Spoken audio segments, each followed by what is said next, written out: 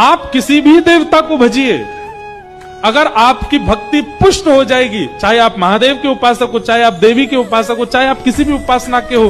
कई लोग मेरी इस बात का खंडन कर सकते हैं, पर मैं स्पष्ट रूप से कह दूं, आप किसी के भी उपासक हो, आपकी उपासना जिस दिन आपको प्रतिफल देगी, फल के स्वरूप में प्रिया प्रियतम का प्रेम ही मिलेगा।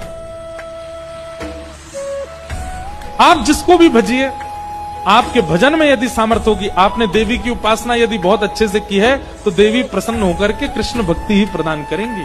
आपने महादेव की उपासना की है, तो महादेव प्रसन्न होकर के कृष्ण भक्ति देंगे।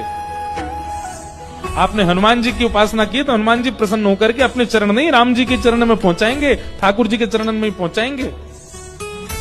क्यों? क्योंकि श्री कृष्ण साक्षात समुद्र हैं। ये सभी देवता रूपी नदियां उन्हीं में जाकर के विलीन होती हैं।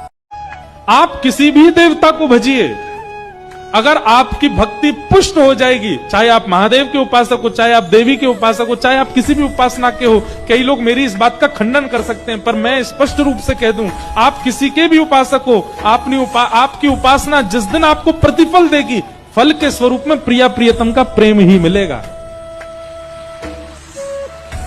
आप जिसको भी भजिए, आपके भजन में यदि सामर्थ्य होगी, आपने देवी की उपासना यदि बहुत अच्छे से की है, तो देवी प्रसन्न होकर के कृष्ण भक्ति ही प्रदान करेंगी।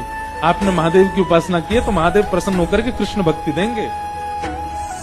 आपने हनुमान जी की उपासना की है, तो हनुमान जी प्रसन्न होकर के अपने चरण नहीं, राम जी के चरण में पहुंचाएंगे, ठाकुर जी के चरण में ही पहुंचाएंगे। क्यों? क्योंकि श्री कृष्ण साक्षात समुद्र हैं। ये सभी देवता रूपी नदियां उन्हीं में जाकर के विलीन होती हैं।